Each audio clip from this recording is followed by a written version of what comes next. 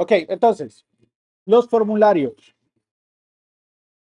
en HTML, los formularios surgieron después, surgieron como una herramienta que se trabajaba con algo llamado CGI. Ya cortemos audio, porfa. ¿O soy yo? Perdonen, soy yo. Qué barbaridad. Lo malo del autoplay es más, pero voy a quitar ya. Ok, los formularios en la web es algo que surge bajo la necesidad siempre de, del CERN. ¿Se acuerdan que ahí nace HTTP? Surge esa necesidad de poder capturar el feedback para poder registrar algo llamado errores o erratas. ¿Qué es eso? Viene un investigador, compañero, lee la página web y dice, hey, mira, aquí hay un error.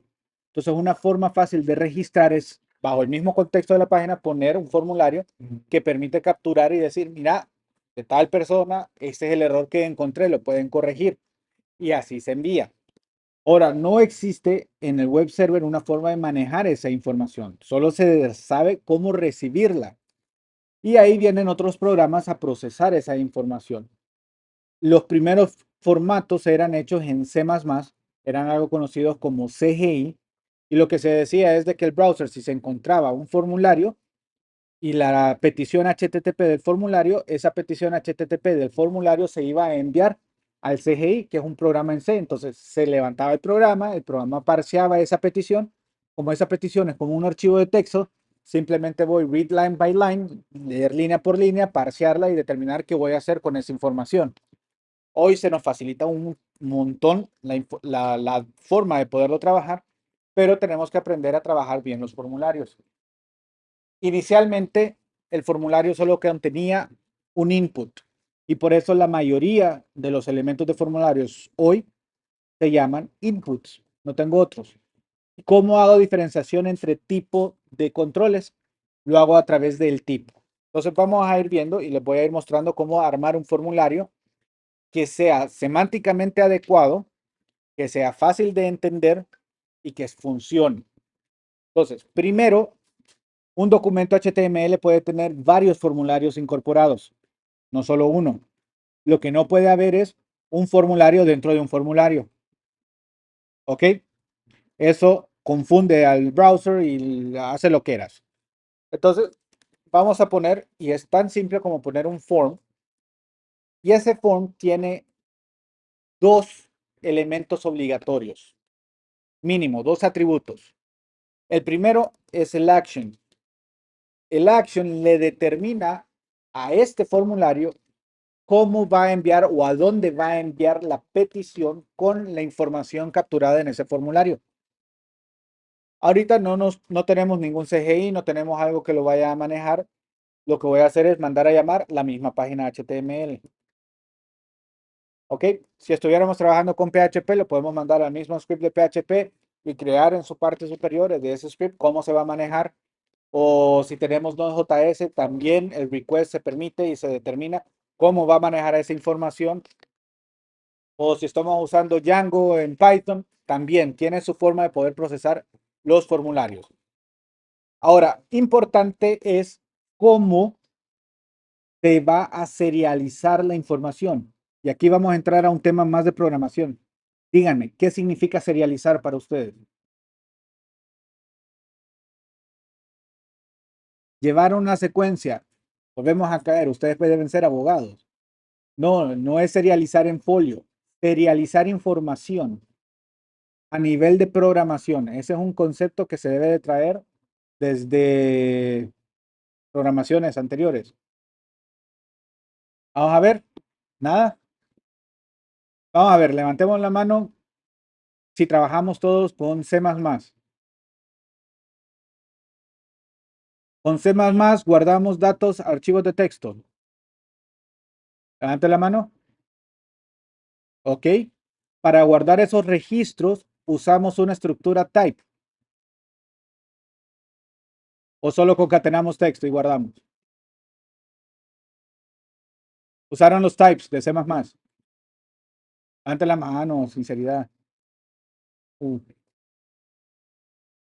Para guardar archivos de texto, entonces solamente concatenaron el texto y lo guardaron como línea, un write line. Sí, ok. Bueno, al suave, el concatenar texto para representarle una estructura y después guardarle un archivo, ustedes lo que hicieron en esencia y en concepto se llama serializar. Es decir, agarrar de una estructura, procesarla y guardarla en otra estructura. Eso se llama serializar en programación. ¿Ok? Serializamos los registros de una base de datos en un archivo de Excel. Serializamos los objetos en memoria, una colección de memoria, en una captura de IoTs, de dispositivos que están con sensores capturando información. Esa información llega a un hub, el hub me serializa toda esa información, le da significado y me lo guarda en una base de datos. Eso es serializar. ¿Ok? ¿Queda claro? Entonces, en la web también el formulario yo tengo que definirle cómo va a serializar, es decir, cómo me va a transformar toda la información capturada dentro del formulario para podérselo enviar de forma estándar a el destinatario de la acción. ¿Sí? ¿Me captan? HTTP para los formularios nos permite en su mayoría cuatro formas de serializar los datos informados dentro de. Hay y todo se hace a través de métodos HTTP. Hay más de 32 métodos HTTP existentes. ¿Qué son los métodos HTTP? Los cuatro básicos: get, post, put, delete. ¿Ok? Esos son los cuatro básicos. Hay 32 más: pre-flight, patch, patch resource redirect. ¿Cuál era el otro? Alternative redirect, async, syncs. N cantidad. Ustedes pueden, si quieren, buscar en la Google y busquen HTTP status codes. Ahí van a encontrar. No, perdón, status codes no. HTTP request types. Y con eso van a salir el listado completo de todos los requests que hay. ¿Ok? Pero los que más se usan son estos cuatro. Y los que más utilizamos en la parte de diseño web solo son dos: el get y el post. Agregamos put y delete cuando ya estamos trabajando con RESTful APIs, que ya es más orientado a transacciones. ¿Ok? Get y post. ¿Qué es el get? Desde el momento en que ustedes escriben una URL en el navegador y le dan enter, ustedes están haciendo una petición get. ¿Qué es eso? Simplemente estoy solicitando una petición de un recurso al servidor a través de una URL. En la URL va toda la información serializada que ocupa el web server para saber qué recurso le va a devolver. De tal forma, yo puedo enviar una acción a través de get, y eso lo hacemos en el método. Y el método del formulario es el segundo atributo obligatorio. Le definimos que va a ser get. Creo que ha tenido forma ahí. ¿Ok? Ese método me va a serializar la información. ¿Qué es esto? Vamos a ver ahorita con un solo campo. El estándar, y aquí vamos a seguir nomenclaturas ya establecidas. Así como en Visual Studio, llevaron Visual Studio 2022, bueno, Visual Studio, dieron WinForms, formularios. ¿Ok? Aburrido. Para capturar datos, no, estoy dando esa clase ahorita, entonces me estoy aburriendo más.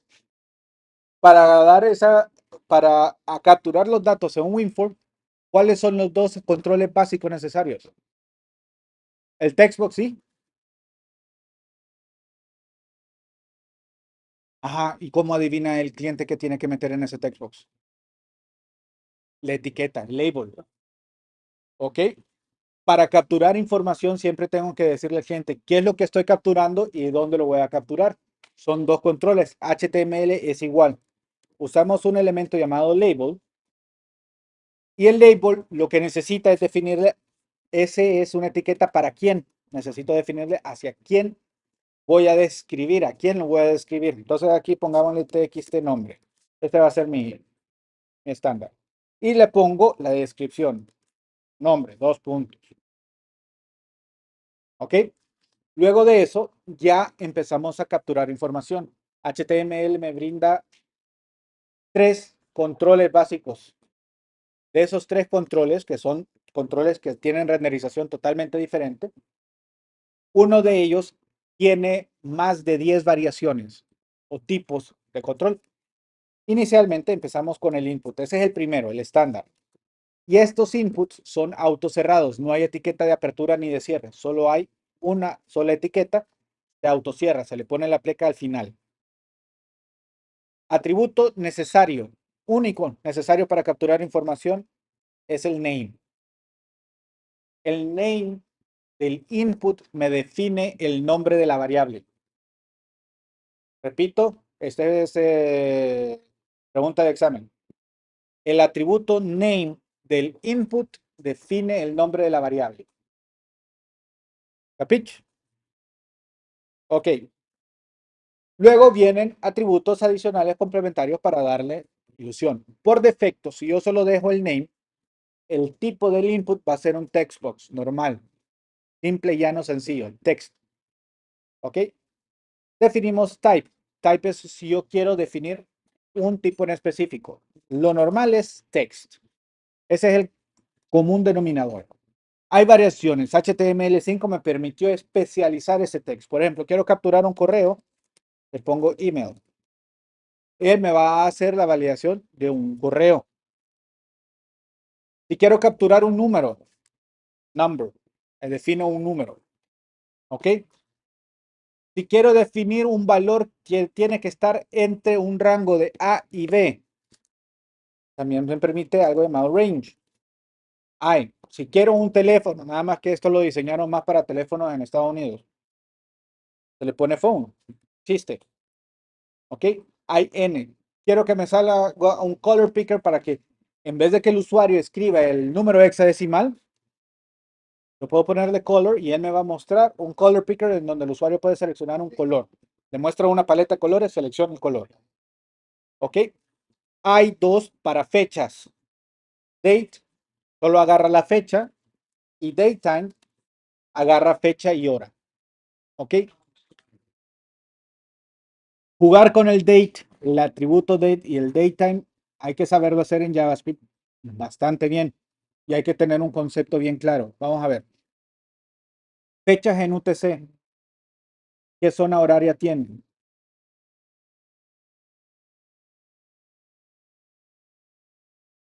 Ajá, cero. O sea, las horas que agarran estos controles, los agarran y los muestran de forma local, pero la representación de la fecha seleccionada que me envía, que me retorna, está en UTC. ¿Por qué? En sistemas, y aquí, ojo, se los voy a dejar bien clarito, porque yo tuve esa mala experiencia, muchos tienen la misma mala experiencia, y es que salimos de la universidad pensando de que trabajamos en UTC -6, en GMT -6, perdón. O sea que tenemos que guardar en la base de datos que el muchacho se metió a las 8 de la mañana del día de hoy, en el sistema tiene que estar guardado 8 de la mañana del día de hoy. Y cuando vamos a revisar, no está así. Está a las 12 del mediodía del día de hoy. Y empezamos a inventar, a convertirlo nosotros y le restamos 6 horas después. Eso lo que nos está haciendo es evitando algo que se conoce como internacionalización. El concepto de que estos formularios y todos los sistemas, cuando guardan fechas, lo guardan en UTC, pero, o sea, en Universal Time, el C no me acuerdo qué era, es decir, basado en el meridiano de Greenwich, es porque la mayoría de los sistemas operativos tienen definidos que están a tal hora según el sistema UTC.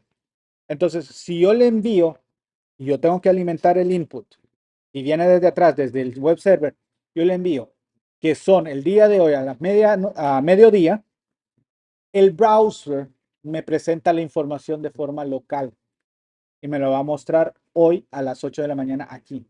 Pero el dato está guardado en UTC 0. ¿Ok? Y no hay que reinventar esas cosas. Vieran qué complicado es manejar sistemas que hacen todas esas conversiones después. Terrible. Entonces el date y el datetime muestran día local, guardan día en UTC. O sea, la información que me va a enviar va a estar en UTC. ¿Capicho? Listo, ese es un paréntesis. Vamos a trabajar con el texto. Algo que a mí me encanta ponerle, que es una ayuda, es algo llamado el placeholder. El placeholder es un texto descriptivo. Cuando el campo está vacío, no hay nada internamente, en vez de ver todo el cuadro en blanco, sin nada internamente, yo puedo ponerle una descripción transparentosa. Vamos a ver, aquí le vamos a poner nombre completo. Vamos a verlo en el navegador. Ustedes observan este nombre grisáceo que veo ahí.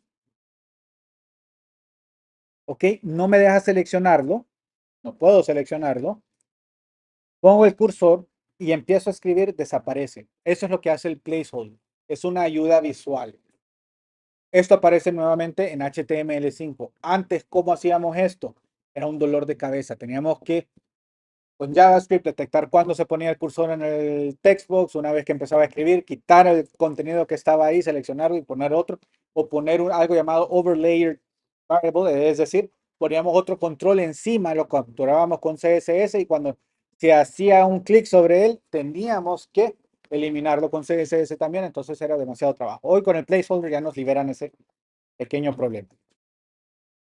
Ok, ahora, aquí tengo algo más. Si yo tengo un label para un for, este for hace referencia a otro campo que tenga el ID con el mismo nombre.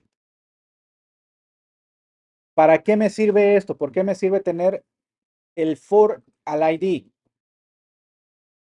Visualmente, si yo le doy clic, observen, el cursor no está en el campo. Si yo le doy clic a nombre, se enfoca el input. ¿Ok? Eso es lo que hace esa relación visualmente. Pero internamente y por el cual fue originado más bien es por cuestiones de accesibilidad. Nuevamente vamos a ver y ser compasivos con la gente que tiene cierta discapacidad visual, tiene problemas de visualización. Entonces el text to read va a decir, mira, aquí está el campo, encuentre el label, le dice nombre. Entonces dice, ok, voy a escribir el nombre, pero ¿cómo va a escribir o va a dictar el nombre si el campo no está seleccionado? Veamos lo siguiente, vamos a adrede cambiarle, ya se lo cambié, voy a regresar.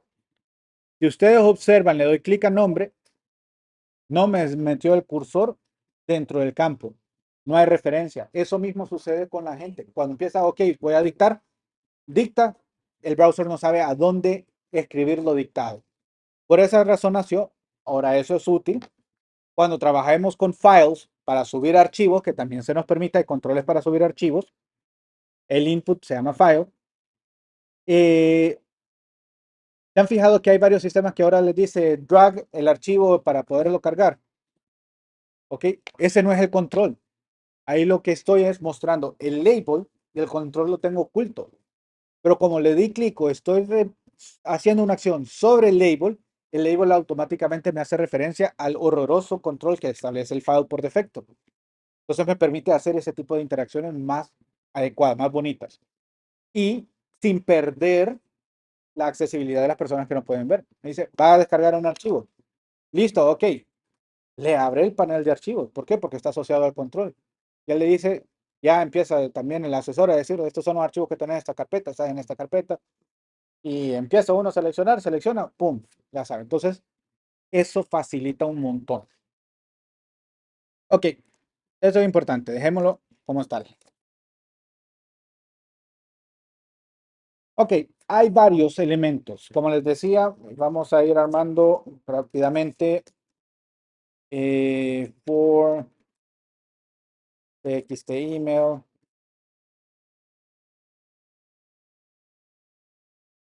correo, input. Y esto ya se vuelve bien repetitivo. Perdón, aquí no le puse el nombre. Ya eso íbamos a ir con la serialización. Type email, me salté eso. Placeholder, aquí le puedo poner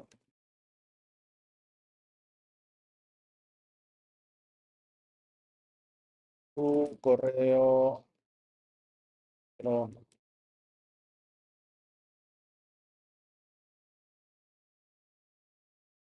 y ahora ocupamos los botones. Los botones lo puedo representar de dos formas.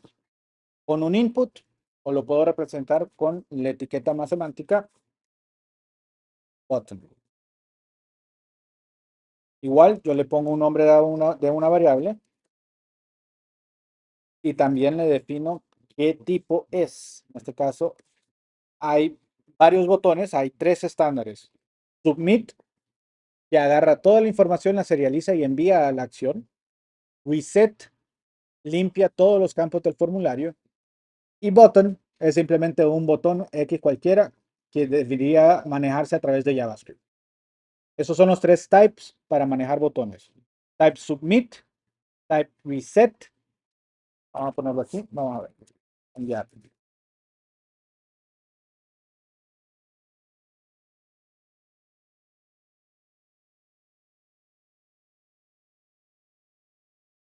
Reset.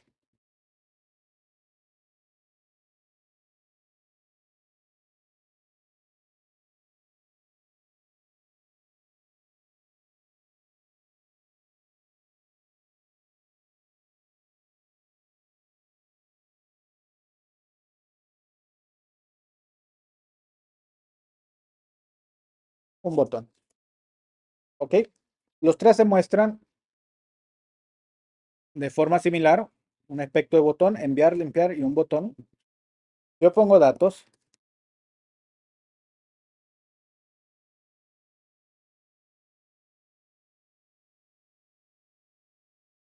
Le doy enviar. Me va a enviar el formulario. Aquí me salió de plancha. Pero no sé si lo logran ver. Pero en sus máquinas lo pueden ver. La URL va con la acción y después sigue algo llamado query params. Va a haber un signo de interrogación y todos los inputs con sus names y sus valores están serializados en la URL. ¿Ok? Nombre, correo y el botón. Los tres están serializados, los tres inputs que tenemos con name están serializados dentro de la URL. ¿En qué casos me sirve esto? Es cuando yo voy a hacer consultas. Normalmente el get se hace para realizar consultas de información. ¿Ok? Entonces, el serializarlo en la parte superior, si es consulta, no hay un riesgo de divulgar información innecesaria. Si voy a crear documentos o voy a crear recursos a partir de los datos en el formulario, mostrarlo en la parte superior ahí es una vulnerabilidad, es un riesgo de seguridad. Ahí utilizamos otro método, se serializa de forma diferente y usamos el método post. ¿Qué hace el método post? Vamos a quitar esto.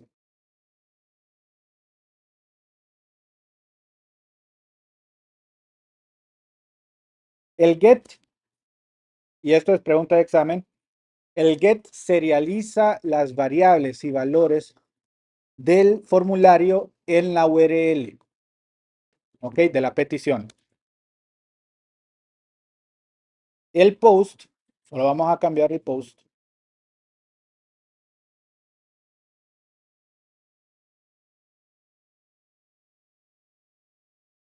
Ya lo cargué.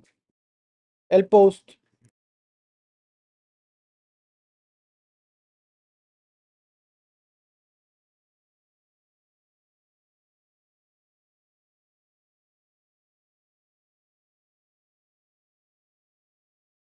me va a serializar los nombres dentro del cuerpo de la petición.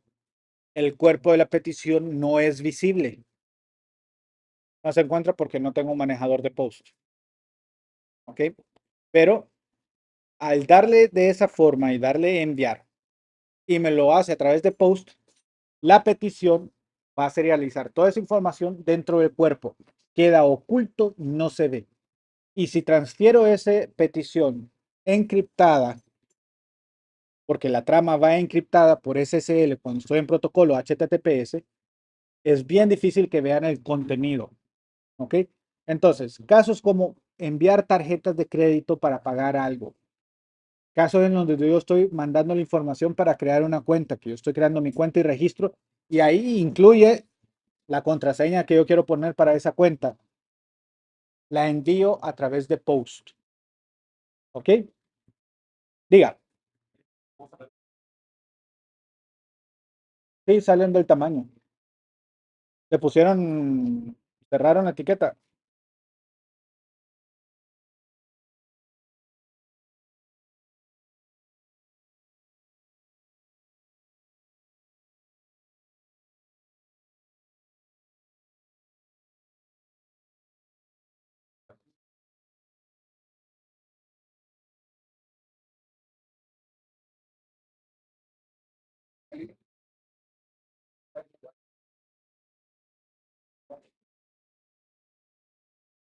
Ok, quiero agregar un password ahora. Ahora, ya sabiendo cómo funcionan los formularios, vamos a tirarlos a manejar ahora eh, diferentes tipos de inputs. Vamos a ver password, les quiero mostrar el password. Vamos a ver cómo generar combo boxes, que también es necesario. El text area para agarrar texto grande, que es el otro control. Dentro de los inputs, el radio, que es para manejar opciones. El check, la diferencia entre esos. Y de ahí lo demás ustedes pueden ir determinando cómo usarlos y ir experimentando. Pero esos son los necesarios y en los casos de uso que se van a estar usando. ¿Preguntas hasta ahorita? No, ok. Hagamos el password. El password es bien simple.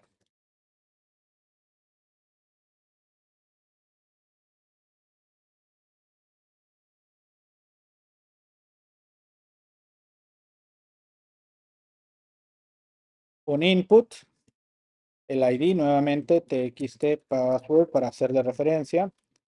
Name, password, type, password. Así de aburrido. Y aquí podemos poner un placeholder y decirle mínimo 8 caracteres, un número, una... Bueno, no lo dejemos aquí. Vamos a ponerle algo adicional. Normalmente no uso esto, pero sí se lo permite. Hay un atributo llamado title. ¿Ok? Ese atributo title me sirve para agregar algo que nosotros conocemos como tooltip. ¿Qué es un tooltip?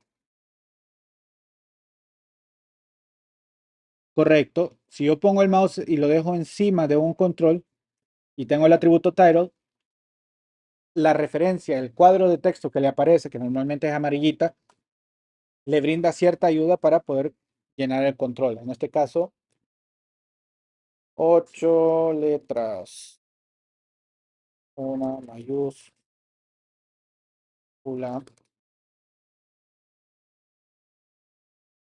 un número y un carácter especial. Entonces, si nosotros lo visualizamos y le pongo el mouse encima, si se fijan, ahí ya me apareció bien chiquitito. Este es el tooltip. Y es el tooltip lo que me dice es qué es lo que estoy viendo. O sea, lo que yo necesito agregar ahí. Siempre es bueno, pero no solamente. Siempre hay que agregar algún tipo de información adicional. Puedo usar un span para poner información asociada al control que dé instrucciones específicas, visuales, porque no todos van a poner el mouse encima y esperar a que aparezca ese cuadro.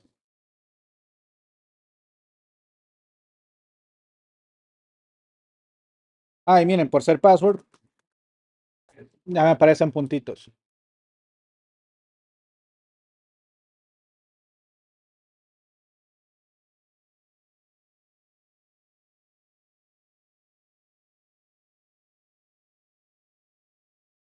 Voy a poner este para abajo para que se pueda ver entero.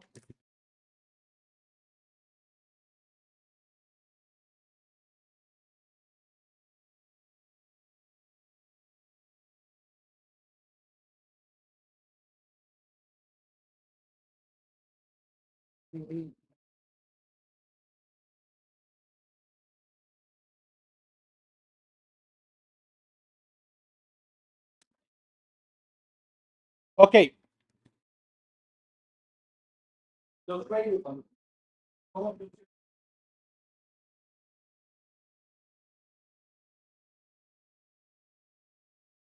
Un grupo de opciones. Ok. Ahora, ese grupo de opciones son valores para distintas variables o una sola. Para una sola. Perfecto. Ya con eso no tengo mucho que explicar. Ahora, vamos a agruparlo. ¿Cómo se agrupan los inputs? Por ejemplo, vamos a ponerle un label. Y aquí el label sí no nos va a servir mucho tenerle un for, sino que va a ser solamente como un título o un agrupador. Y le voy a decir aquí tema. Esto es común. ¿Ok? Vamos a ponerlos todos dentro de un div para darle sensación de agrupación. Después le voy a enseñar otro llamado field group que se usa para eso específicamente, para agrupar elementos. Y vamos a poner los inputs. Name, opción, tema. Aquí tengo que ponerle un value. Este sí, ¿por qué? Porque el valor no lo ingresa, lo selecciona. Entonces, el valor del radio button seleccionado, yo lo tengo que definir. Y aquí le voy a definir que este value va a ser dark. Vamos a ponerle un ID. Este sería opción dark.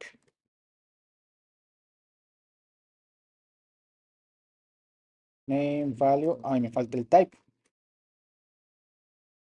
Radio.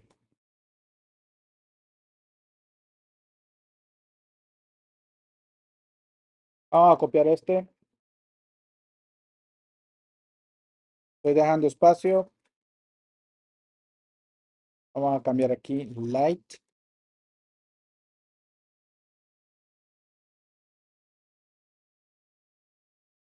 Y el último.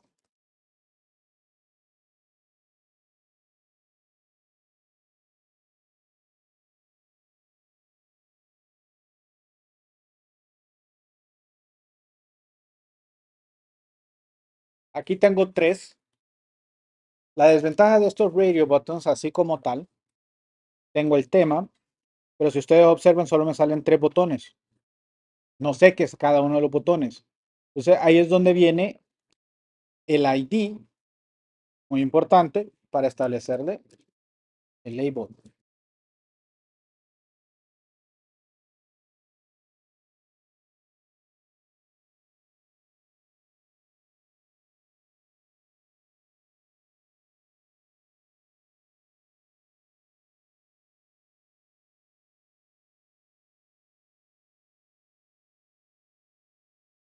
Uy, aquí me equivoqué.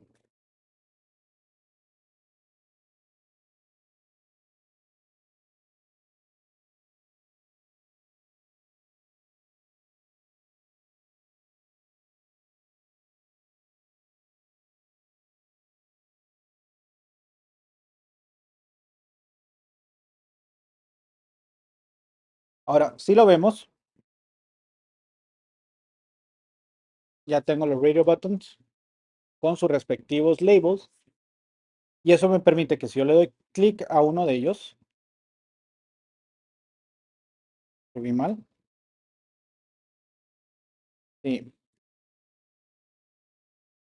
tenía que empezar por el mal.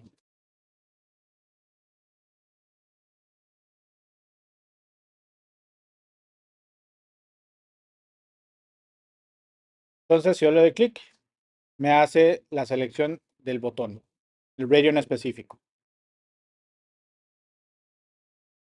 Ahora, veamos, todos tienen el mismo name, ¿ok? ¿Qué sucede si yo vengo de chistosito y lo cambio? Y este chistosito Hasta pena me dio cuando lo vi en una revisión que le hicimos a un curso del Infop, explicando eso. No hay un grupo de, cada uno es una variable distinta, por tanto no son excluyentes entre. Sabe que todos los radio buttons que pertenecen a una misma selección de opciones, en cual yo debo de excluir los demás, solo una opción es permitida, va a una sola variable y el name tiene que ser igual en todas.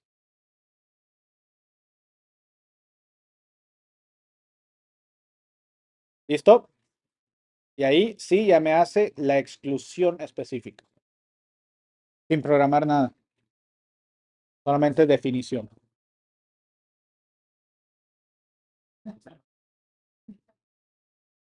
Ahora veamos, espero que no hayan hecho esto, porque sí, lo he visto varias veces también. ¿Para qué me sirven los checkboxes? ¿Mm? Ok, empecemos aquí. Seleccionar varios de qué.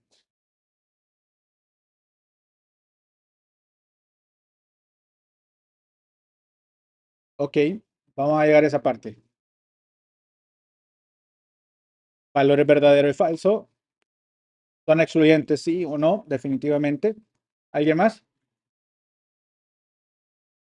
Hago la pregunta. Para los checkbox, yo tengo que definir una variable o tengo que definir una variable por opción.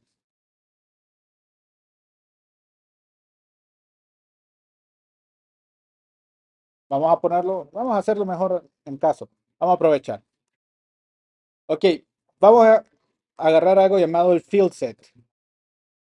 El field set es un contenedor que me permite agrupar varios controles bajo un mismo entorno, por así decirlo. Puedo poner todos los inputs, los que pusimos arriba, nombre, correo, y lo puedo poner en un field set para que sean esos los campos de datos generales. O sea, si yo tengo un formulario grande, a mí me gusta agruparlo por segmentos cada uno de los diferentes campos. Eso lo hacemos con field set. Y en este field set, nosotros solo tenemos que ponerle el caption, que este es del title. Esto se llama legend. El legend me permite darle título a ese grupo. Entonces, opciones, pongamos. ¿Ok? Como dice el compañero, el checkbox es un control que me permite seleccionar varios, pero no necesariamente varios de la misma variable. ¿Ok? No, normalmente los formularios no se manejan arreglos, los arreglos nosotros los manejamos atrás. Lo que sí manejamos es, por así decirlo, está o no está marcado algo, habilitado o no. Generalmente nos vamos a esa opción, a esa funcionalidad, habilitado o no. Entonces, digamos, opciones que ustedes van a ver normalmente con un toggle. Es lo mismo que el checkbox, nada más que más bonito para móviles. Vamos a poner un label for check here to friends. Compartir solo con, bueno, compartir con amigos. ¿Ok? Y vamos a poner nuestro input type, en este caso es checkbox. Aquí le damos el value también, porque nosotros tenemos que definir qué valor es el que vamos a establecer. Y a este le vamos a decir que este va a ser here with friends, así, en minúscula.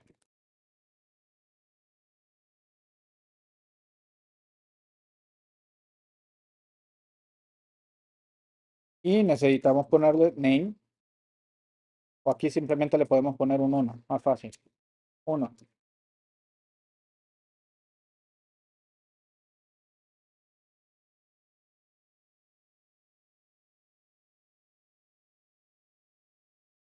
Voy a copiar estos. Tengo otro.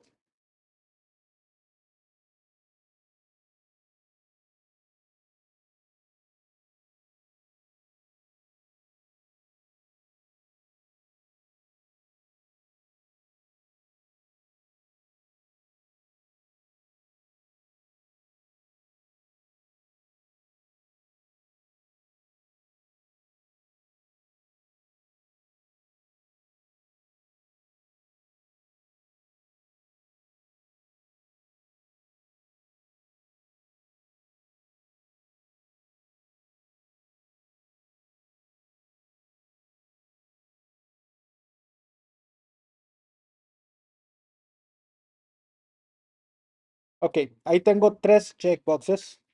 Ojo, cada variable es distinta. ¿Por qué? Simplemente va a ser 1 o 0. Ok, en este caso 1 existe, lo seleccionó. 0 ni siquiera lo seleccionó y no se va a enviar serializado al sistema en el formulario. Ok, ¿por qué no es seleccionar varios?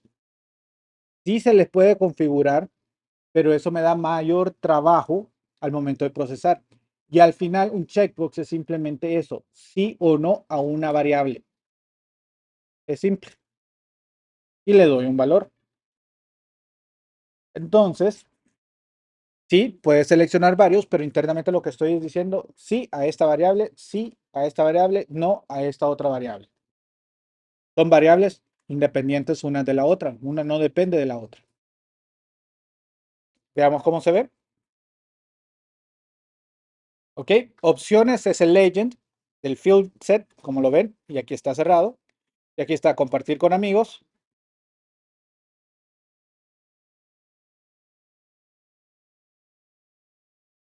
Ah, qué lindo, me faltó ponerle el ID.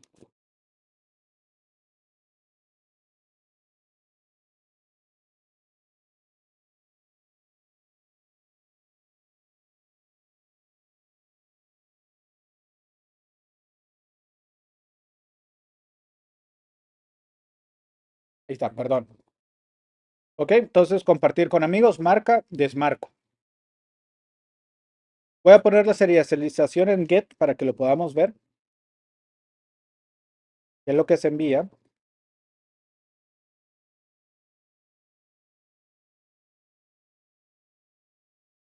Ok, entonces, si yo envío el formulario así como está y no selecciono ninguno, ustedes van a ver que me sale el nombre, el email, el password vacío, pero el radio button, porque no selecciono ninguno, ni los checkbox, ninguno se serializó. Yo, digamos, selecciono compartir con amigos y le doy a enviar. Ahí sí me aparece el email, el share with friends, que es el que yo seleccioné con el valor 1. Ahí sí se envía. Yo selecciono los tres, voy a ver los tres incorporados en la URL. Share with me, share with strangers y share with ACL. ¿Ok? Entonces son independientes. Entonces yo estoy en un perfil y yo le estoy diciendo, ok, todo mi contenido lo voy a compartir solo con los amigos. Automáticamente todo se va. Los que sean marcados como mis amigos, comparto con ellos. Quiero con todos, marco con todos. Qué terrible. Después compartir con la lista de acceso. Eso me permite que a cada recurso yo lo voy a definir individualmente cuál es la lista de acceso que va a tener a cada recurso en específico. Y así es como funcionan los checkboxes. ¿Preguntas? Ok, nos volvemos a ver a las 10 en punto. ¿Tienen 15 minutos?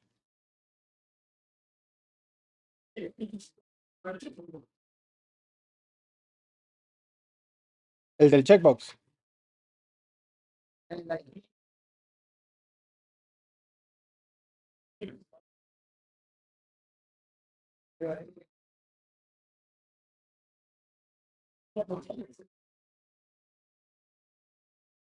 Los botones.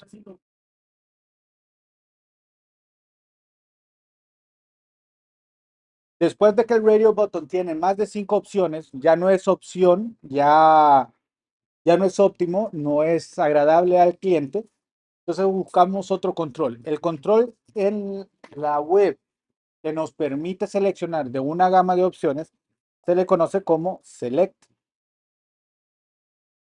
Entonces vamos a poner aquí primero un label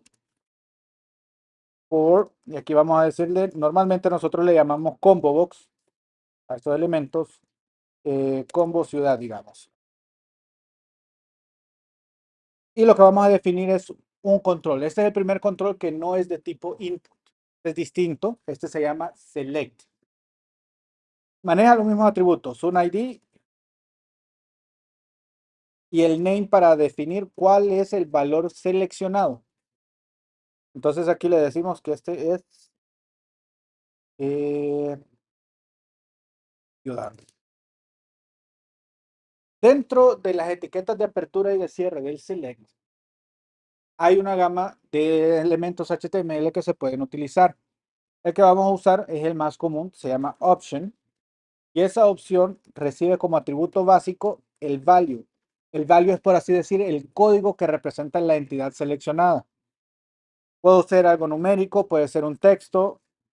Usemos numérico aquí y establecemos el valor, no el valor que se va a enviar, el valor que el usuario va a seleccionar, el valor que mira. En este caso, vamos a ponerle Tegucigalpa, option value 3, vamos a ponerle Danlin,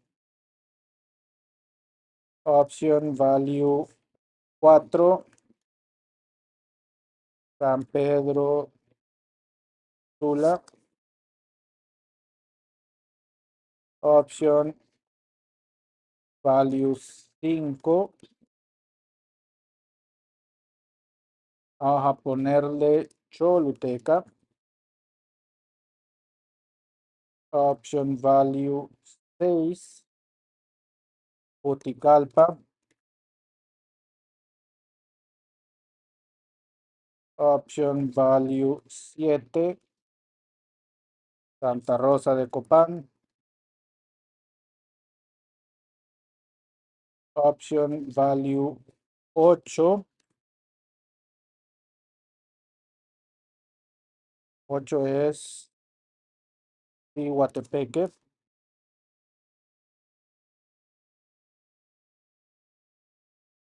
option value 9, La Ceiba, no, y aquí va a ser divertido, Olanchito,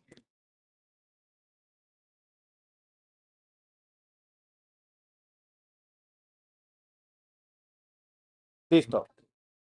El valor con el nombre no tiene ninguna relación que nosotros conozcamos. Esto es una cosa que yo tengo de algún lado, ¿ok? Pero lo que les quiero mostrar es de que la codificación y el texto es la relación que se establece. Y esto, como lo vemos, nos muestra un combo box y nos muestra una opción de elementos que yo puedo seleccionar uno por uno. ¿Ok? Esto es algo útil, extremadamente útil, cuando tengo más de 5 opciones. ¿Ok?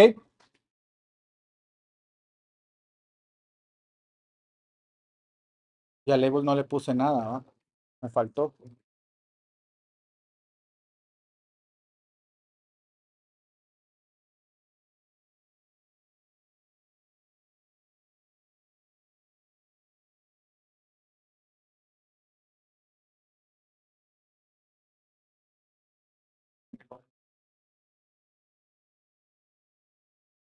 Preguntas con el combo box. Ahora, si yo quiero definir una opción de forma predeterminada, quiero decirle de que vamos a tener de forma predeterminada Santa Rosa de Copán. Simplemente le agrego el atributo selected. ¿Ok? Con eso yo defino cuál es la opción seleccionada a nivel de HTML. Cuando trabajemos con server-side scripts, es decir, con herramientas como PHP o Node.js que me va a producir un documento HTML y me lo va a enviar al cliente, yo le quiero mandar el formulario ya pre-relleno con ciertos valores por defecto, yo le defino en los options cuál es el que quiero con la palabra selected. Ahí vamos a ver. Es la predeterminada. Entonces ahí, si ustedes observan, ya ciudad automáticamente me seleccionó Santa Rosa de Copán.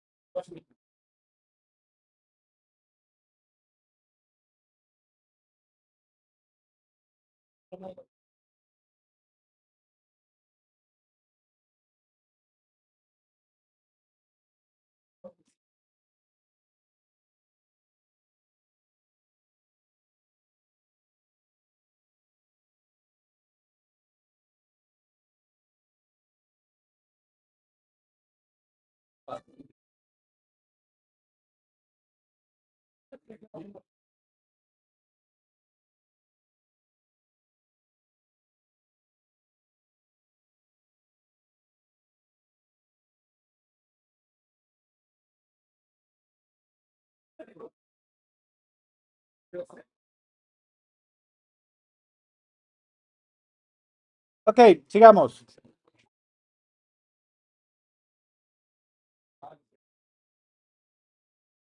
También existe la posibilidad en la que yo necesite capturar texto largo. Por ejemplo, estoy armando un sitio en donde yo voy a pedirle a los usuarios que escriban una biografía propia, chiquita, un párrafo, el famoso bio. O le puedo pedir que escriba un artículo para un blog. Entonces, eso ya es texto grande, en donde también los caracteres de estructura, como los retornos de carro y los espacios y los tabuladores, tienen significado. Ocupamos otro control que los pueda manejar de forma interna. Entonces, para eso usamos algo llamado text area o txt blog, pongámoslo. Entrada de blog. Y aquí es donde viene algo muy importante. El valor de text area es el valor que está entre las etiquetas. O sea, el valor de la variable es lo que está entre las etiquetas. ¿Qué quiere decir eso? Vamos a ponerle aquí el ID, txt blog, y el name es igual a blog. Vamos a ponerle un placeholder. El placeholder solo aparece cuando no hay nada dentro de la variable. Entonces, vamos a ponerle escribir un blog. ¿Ok? Como les digo, el valor de la variable lo define todo el contenido que está dentro de la etiqueta text area. Entonces, ¿qué sucede? Lo voy a mostrar. Me faltó un BR por aquí.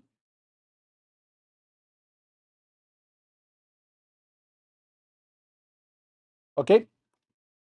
Tenemos la entrada del blog. Ahí me aparece un text area que por defecto yo puedo agrandarla, hacerla grande. Y adentro escribir. Si se fijan, ahorita le di escribir un blog. Este error es muy común, extremadamente común. Y las personas que no aprendieron adecuadamente HTML pasan días, meses y ni modo, me pagan caro por ir a resolver un problemita extremadamente sencillo. Por mantener el orden, ellos hacen lo siguiente. ¿Ven esa línea roja que está ahí? ¿Ok? Va a considerar esa línea roja y ese tabulador interno. Si yo salgo y yo lo muestro, ya no me sale el placeholder. Está vacío. Y si yo me voy al cursor, observen el cursor, ¿a dónde se metió? Se puso al final. ¿Por qué? Porque el valor de ese variable agarró todo este espacio, incluyendo este tabulador de aquí. Todos estos espacios los está incorporando, incluyendo el enter de ahí arriba. No hace falta ese enter. Entonces, vaya. No, es que me tira un montón de retornos de carro, me tira espacios, no lo puedo parsear, el sistema no me funciona, no tiro.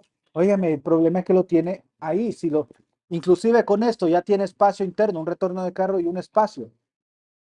Para resolver esto y mantener, ojo, ordenado, no sé si ustedes se fijaron que yo le di enter aquí. En vez de separar las etiquetas, el cierre y la apertura de etiquetas, simplemente bajé el mayor que internamente entre el mayor que cierre la etiqueta de apertura y el menor que no hay nada. Con eso se resuelve ese problema y ya no me tienen que llamar ni pagar $120 la hora por haberle borrado espacio. ¿Listo?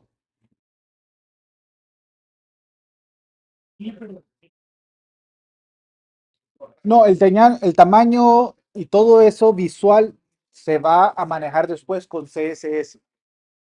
Hay ciertos atributos que pueden ayudarle, por ejemplo, pero lo limita también. Por ejemplo, yo le puedo decir cuántas columnas y cuántas líneas. Las columnas es la cantidad de caracteres. Entonces yo le puedo decir al TextEdit, ok, mira, vamos a, aprovechemos aquí que está este. Decirle calls, y con calls yo le digo que vamos a tener el estándar de 120 columnas, o sea, 120 caracteres en todo el evento. Y rows, vamos a ponerle 10 líneas. Entonces con eso ella automáticamente me arma. Como que 120 es mucho, voy a ponerle 80. ¿Ok? Con eso se puede. Pero eso lo que hace es definirme el ancho máximo que tiene de letras internas. Y es lo que se extiende a eso. Listo. Así se puede. Vamos a ponerle 80. Otro. Entonces ahí ya queda.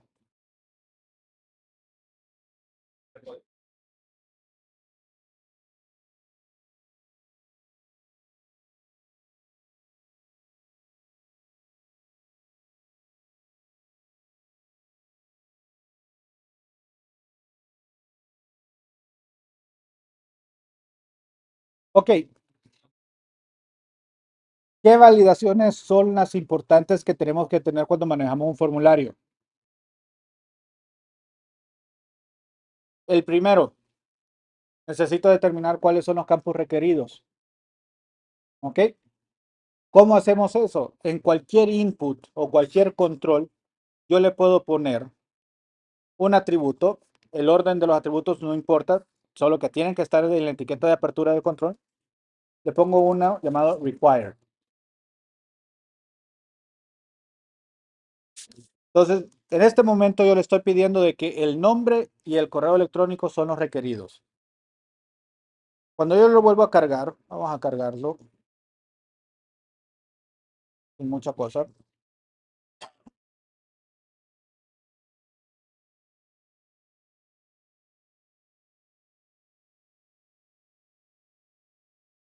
Ok. Si yo le voy a dar, no tengo nada, nombre y correo están vacíos, y le doy enviar, ahí me dicen, por favor, llene este field. Ahora, como les dije, mi sistema operativo está en inglés. Puedo poner el documento en español y debería devolverme el cuadro de texto en español. Pero ahí estoy siempre dependiendo del sistema operativo. Y la internalización no tengo el control sobre esa internacionalización. Entonces, estos valores normalmente, estos de validar si que es requerido, si está en el formato correcto, si está seleccionado por lo menos una opción, me lo va a brindar la flexibilidad usando JavaScript. Directamente no, pero aquí funciona. Por ejemplo, aquí solo me dice el de uno, cuando debería haberme mandado el de los dos. Ok, lleno uno, perfecto. Vamos a ponerlo ordenando. Le vuelvo a dar enviar. Ahora me tira no, ahora hay que llenar este otro. Ok, lo mando con un valor X. Ya me está tirando otro error. ¿Por qué? Porque es un type email. Y al ser un type email me dice, esta validación ya la estoy haciendo yo solito. Necesitas tener una arroba, le hace falta una arroba. Ahora tengo una arroba, ahora me dice, no, falta un punto después, que es lo de la extensión. Ahí sí ya me deja. ¿Ok? Entonces, eso es lo que ayuda a que tenga validaciones en el formulario. Hay otro elemento, por ejemplo, la contraseña. Necesito trabajar que la contraseña tenga un número, un carácter especial, etcétera. Hay una expresión, presten atención por favor, para pedir un formato. Entonces, ese se llama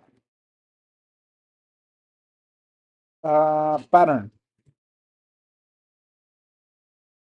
Ok, yo aquí defino un patrón basado en expresiones regulares. No me voy a meter cómo se debe hacer una expresión regular porque ese es contenido para todo un periodo completo. Lo que sí les puedo dar es de que ya hasta a mí se me olvidan a veces y no quiero hacer toda la cuestión. Hay una página llamada Regex 101 y en Regex 101 voy a irme a la parte de la biblioteca que está aquí al ladito. Voy a buscar uno llamado email. Voy a encontrar el más famoso que es el de JavaScript, el ECM Script. Selecciono, ahí está, lo abro en el editor, lo copio, regex 101 y aquí simplemente le borro esto. Creo que sin esto lo copio. Y ahí defino un patrón. Ahora, perdón, aquí estoy el de un correo. Me equivoqué. El que ocupo es el de un password.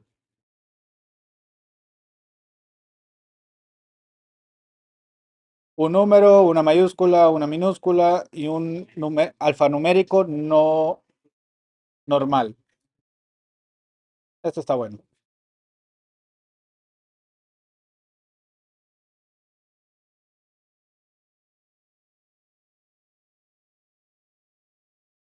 Este no lo agarró.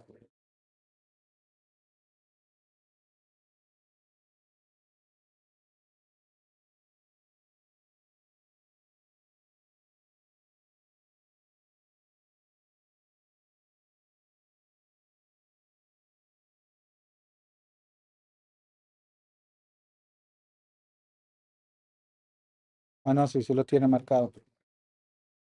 Ok, este está bien, lo único que lo vamos a aumentar a 32, 16, muy cortito.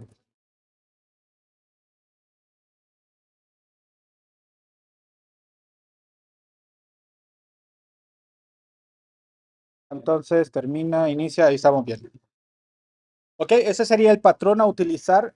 Esa expresión regular va a hacer eso, buscar mínimo 8 letras, máximo 32, una mayúscula, un número, un carácter especial. Ok, vamos a ver la contraseña aquí entonces, si me permite.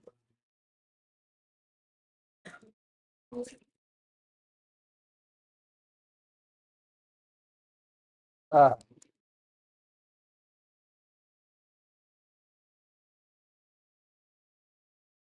y ahí me dice, please match the request format. Y utilizó el title para mostrármelo ahí en el error. ¿Ok? Entonces vamos a poner uno. Vamos a ver si se me deja enviarlo. Y ese sí me deja enviarlo porque sí estoy cumpliendo con el patrón. ¿Ok? Ahí está el patrón. Búsquenlo, sale más fácil buscarlo porque escribirlo está medio en chino.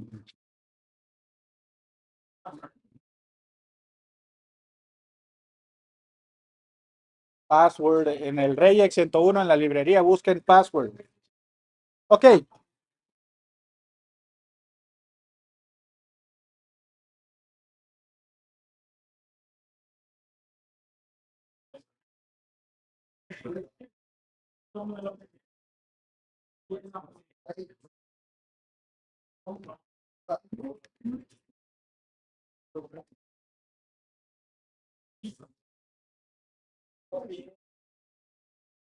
ok. Con esto,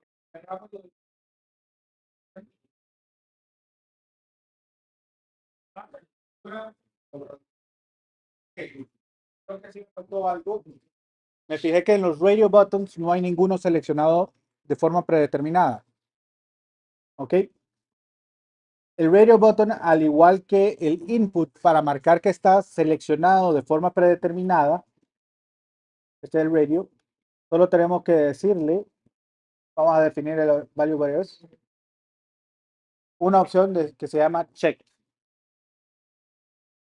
Igual en los checkbox, si yo tengo check, automáticamente ya me lo tiene marcado. Entonces eso al visualizarlo, me tiene que aparecer como marcado.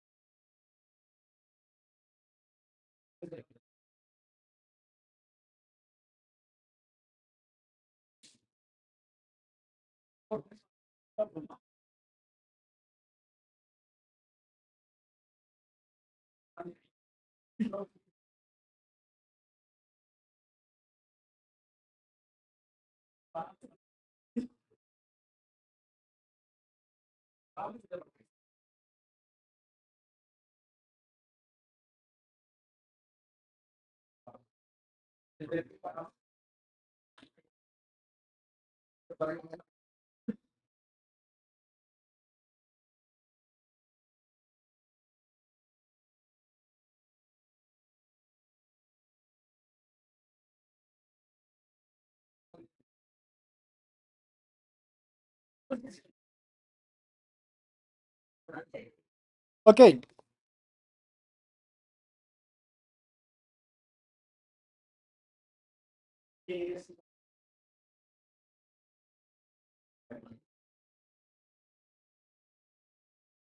retornemos al buen español 101 y podemos analizar un texto desde 5 áreas. ¿Cuáles son?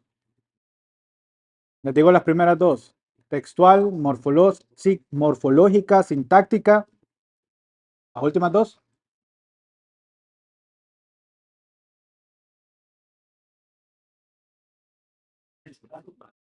A español. Hey, este conocimiento sirve. Ok. Semántica. Ok. Y etimológica. ¿Qué significan todos estos? Esto simplemente es cuestiones de español. Para mí lo que me interesa es la sintaxis y la semántica. Nosotros acabamos de, en HTML, prácticamente hemos completado toda la parte sintáctica. ¿Qué es la parte sintáctica? Las reglas de cómo se escribe o se establecen las etiquetas HTML para transmitir un mensaje. En ese caso, cada etiqueta tiene su significado, su forma. El hipervínculo no tiene modificaciones, el hipervínculo es una A. Eso es sintaxis.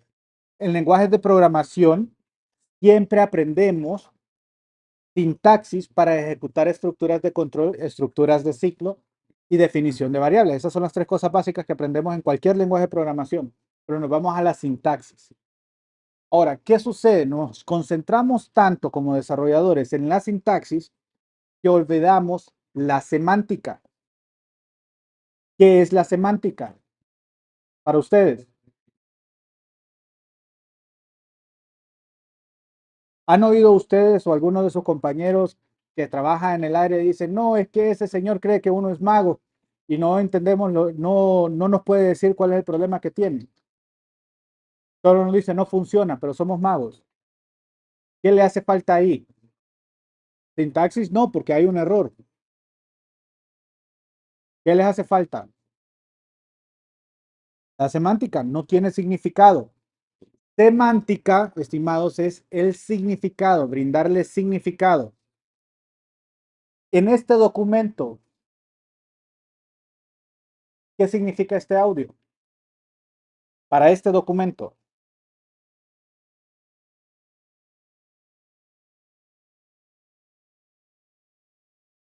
Realmente nada, solo está puesto ahí, es un audio cualquiera. No tiene un significado a el documento.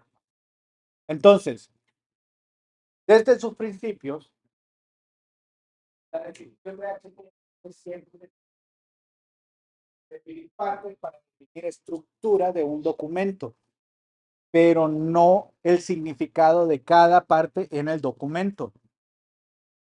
Empezamos después, mitad de los 90, mitad del principio del siglo 2000, hasta el 2007, que se manejaba HTML4 por defecto. La sintaxis era lo que ganaba. ¿Y qué hacíamos? Tratábamos de darle significado poniendo atributos adicionales al HTML que ensuciaban el HTML porque no tenía propósito de estar ahí para poder identificar partes. Por ejemplo, yo le decía al desarrollador, mira, en el encabezado de la página, desde el momento que lo estoy diciendo, en el encabezado de la página, el desarrollador se queda así, se va para atrás. ¿Por qué? ¿Cuál es la etiqueta? ¿Qué debo de tocar? No hay algo que le indique esto es el encabezado. Yo le digo, mira en los anuncios al margen de la página. ¿Cuál es la etiqueta para eso? No existía. Lo que teníamos un div y le poníamos una clase, site nav. Y con eso lográbamos medio identificar los desarrolladores para comunicarnos con personas que no hablan nuestro mismo lenguaje. Que hablan español, pero no hablan HTML, no saben. Entonces ellos saben lo que ellos viven al día en un lenguaje coloquial y bastante común. Entonces, desde la incursión del HTML5 se viene a querer resolver ese problema.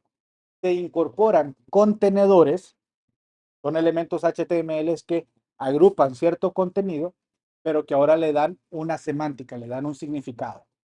Vamos a empezar con los tres elementos principales. Un documento, tres partes de un documento estándar. Encabezado, cuerpo y pie de página. ¿Ok? Lo mismo sucede. Vamos a crear un nuevo documento.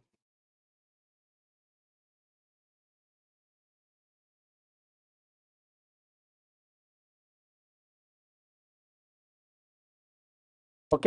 Semantic HTML5.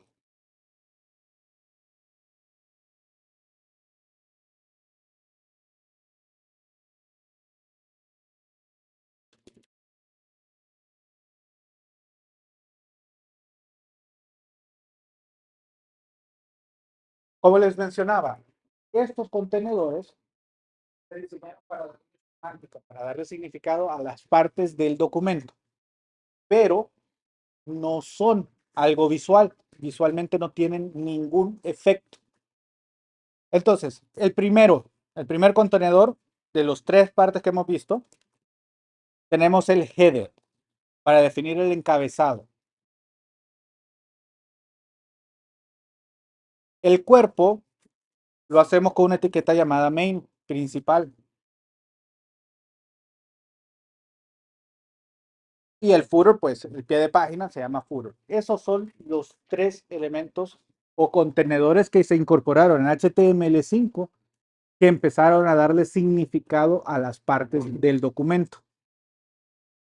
¿Ok? Vamos a ver. Yo les menciono, quiero una tabla de contenido. ¿Qué estructuras sintácticas van a usar en HTML?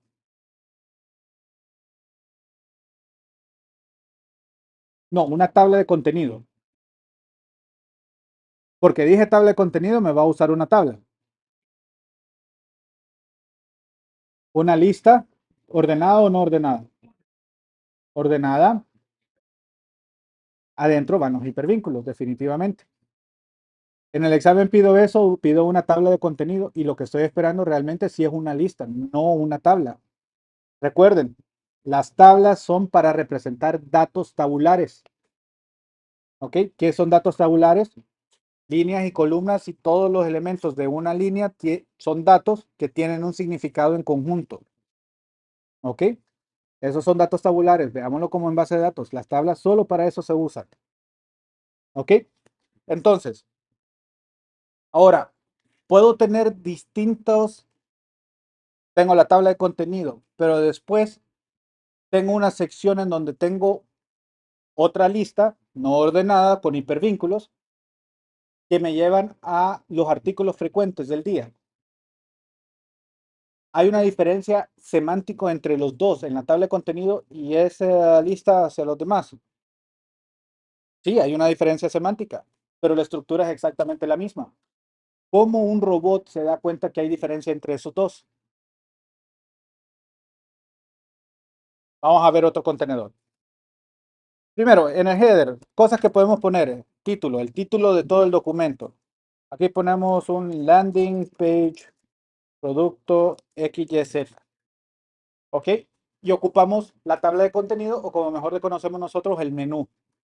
¿Cómo manejamos el menú? Normalmente el menú es una lista no ordenada con sus elementos y sus hipervínculos. Vamos a poner anclas aquí, dummies, solamente para poner datos. Menú 1, menú 2, menú 3.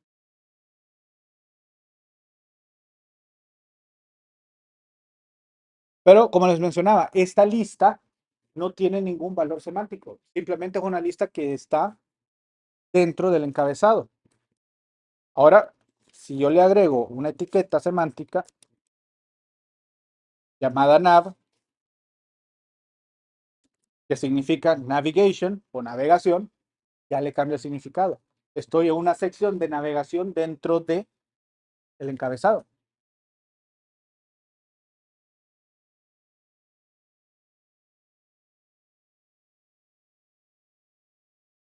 Y esto ayuda también, nuevamente, a la gente que tiene ciertas discapacidades a mejorar su experiencia. Estás navegando, el título de la página es tal y las opciones de navegación de esta página es, te va al nav y empieza a ver los hipervínculos. No tiene que adivinar. Ya le estoy diciendo, esa es la navegación de la página porque está en el header. Súper, ¿no? Ok, vamos al main. En el cuerpo principal, ¿qué tengo? Un panel, pues tengo, pues tengo,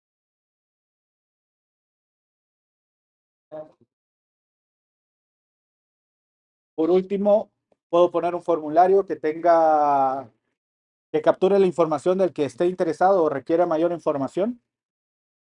Y todos esos elementos yo ya les di formato de componentes. Ya les dije, un hero panel. ¿Qué es un hero panel? Una imagen grande, un título o una acción. ¿Cómo lo meto o cómo determino esas secciones dentro del contenido? HTML me brinda nuestro buen section en vez de utilizar el anterior que se llama div. El div es un contenedor. Revisa el párpado porque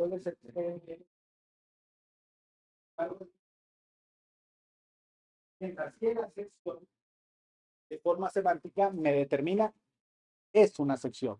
¿Qué sección? Puedo irme a elementos internos. H2, Ibupano. ¿Por qué no use H1? Es un subtítulo. ¿Ok?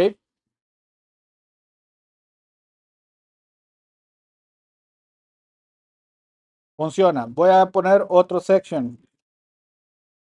La otra sección ya me está diciendo otro módulo, otro componente. ¿Qué voy a poner aquí?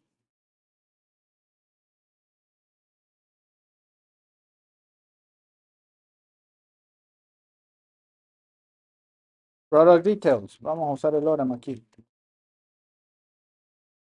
Aquí podemos usar una tabla. Las tablas también tienen sus componentes nuevos semánticos. y head, y puedo poner el tr, table heading 1, 2, 3, título 1, título 2, título 3. Luego tengo el T-body, que ya es el cuerpo, ya es la data como tal. Data 1.1. Uy, perdón. Web, un TD.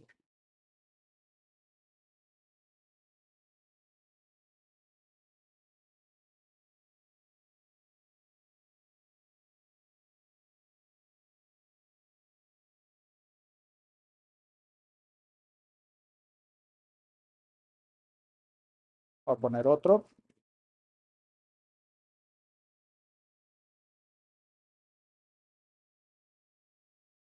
Ok. Y también puedo incorporar, este es opcional, un T-foot. Para determinar, estas líneas son encabezado, estas líneas del cuerpo, esta línea es el pie de página. ¿Qué puedo poner para pie de página? TD, vamos a poner un constant igual a 2, sin nada, y otro TD, y aquí tenga total X. ¿Ok? Semántica HTML, vamos a ver si lo podemos ver.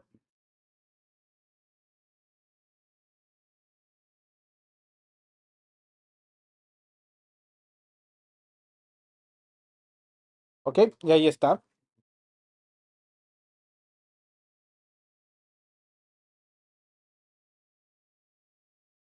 Ahí agregamos la tabla dentro de una sección en específico. Aquí tengo un H2 de más.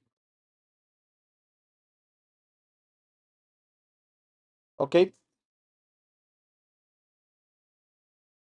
Luego les dije que íbamos a poner un formulario, otro section. ¿Ok? Ahora, hay ciertas páginas y hay muchos sitios que hoy en día lo que usan son ciertas secciones.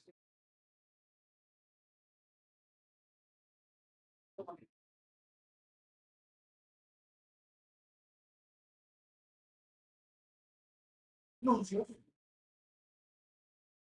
podríamos decir anuncios. Y el anuncio es parte de mi documento. No, ¿verdad? ¿Se han fijado que hoy en día han salido muchas herramientas que dicen Focus Read? Es decir, enfocamos en el contenido de tu página y te extraemos todas las distracciones. O sea, quitan todos los anuncios. ¿Cómo yo puedo hacer para brindar que el navegador funcione perfectamente con eso sin arruinarme la página? Sin tener que estar haciendo un scrolling y haciendo que se mire como que está temblando. Resulta que solo pensaron en algo llamado aside. ¿Han oído hablar a los abogados? ¿Tienen amigos abogados? Siempre es bueno tener uno. Los amigos abogados siempre dicen, no, hay que ponerle esa nota al margen. ¿Qué significa eso de ponerle esa nota al margen?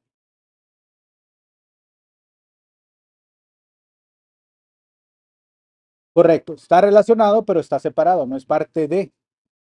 Y literalmente le ponen nota al margen, o sea, escriben algo al margencito del documento.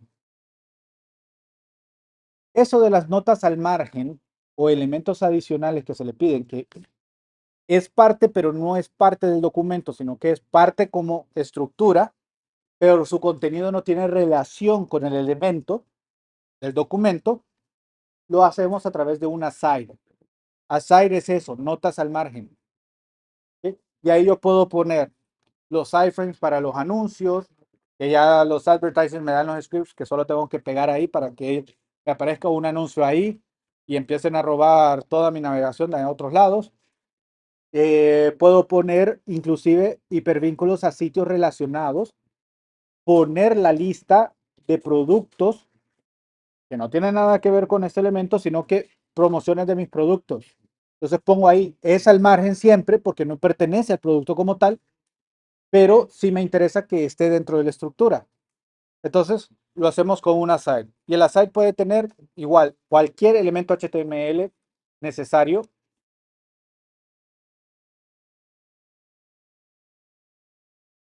Y lo va a mostrar. Actualmente, así como lo tenemos, como no tenemos CSS, lo va a poner abajo.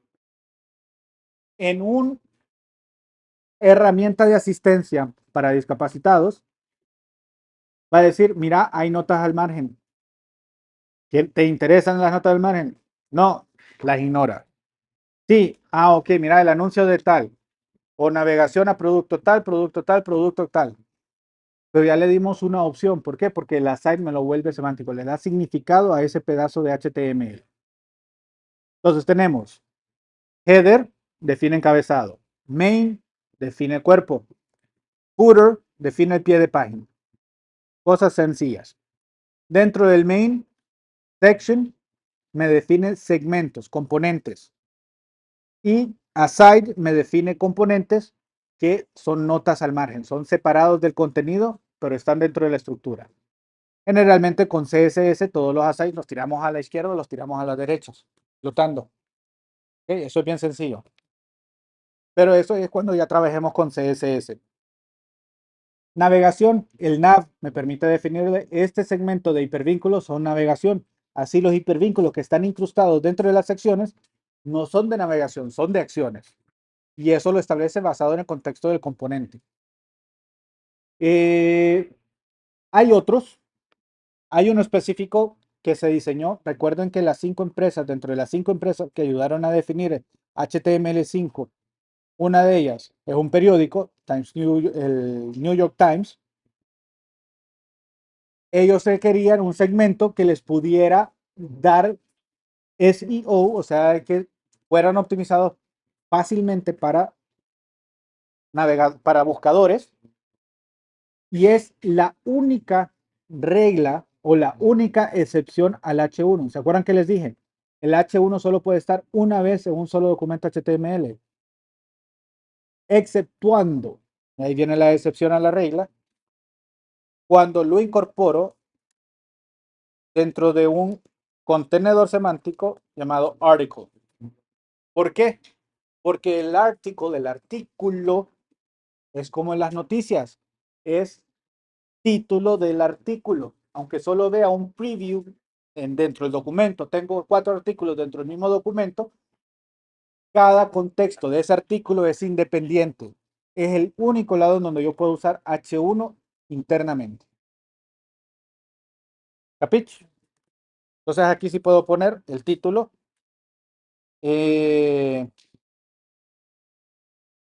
Vamos a ver. Se fue el smog. Puedo poner otro artículo.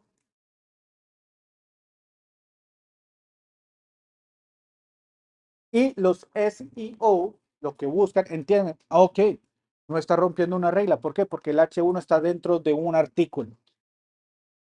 Ok. Y eso más bien lo está organizando bien. Démosle puntos. Y lo sube. Ok. Vamos a ver, se fue Smoke. ¿Cuál fue el otro que vimos aquí? Interesante. Ah, sí. Trump, culpable.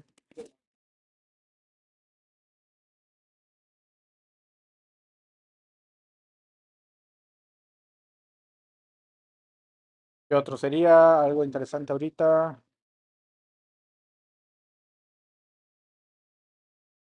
Ah, sí.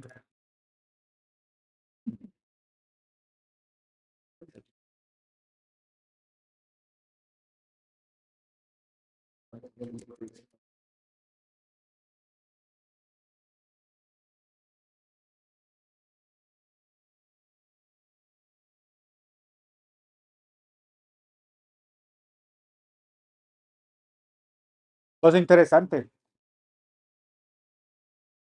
Pero eso ya es política. Eso no entra dentro de la clase.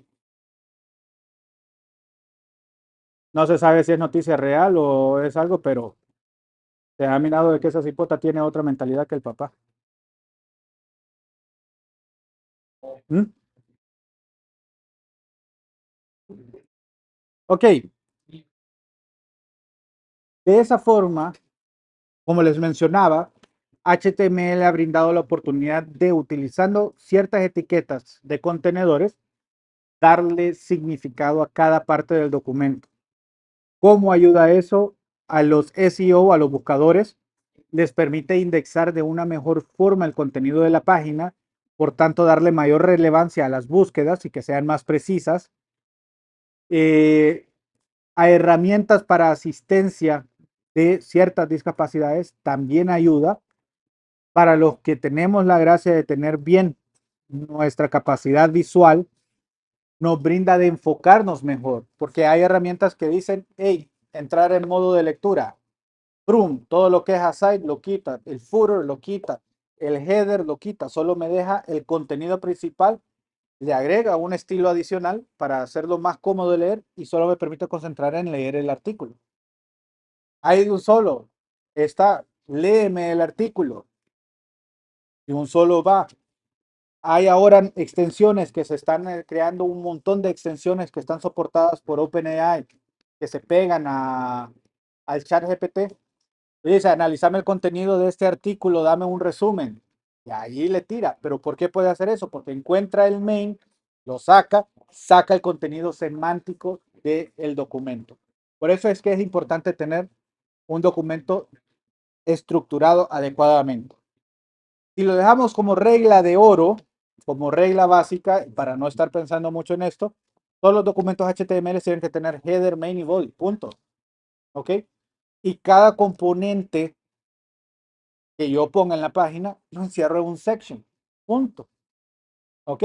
Así de simple dejamos elementos. Ah, y el menú encerrado en nada. Con eso ustedes tienen un documento semánticamente correcto y fácil de darle mantenimiento posterior. Así viene después, el cliente dice, no, mira que en el pie de página, el pie de página, footer, aquí es donde tengo que tocar. ¿Ok? No, mira que en el menú principal, en el nav que está ahí. Mira en la navegación que salen las páginas asociadas. Me voy a la site y ahí puedo poner otro nav. ¿Sí? Pero es la navegación del margen. ¿Ok? Vamos en contextos. ¿Preguntas?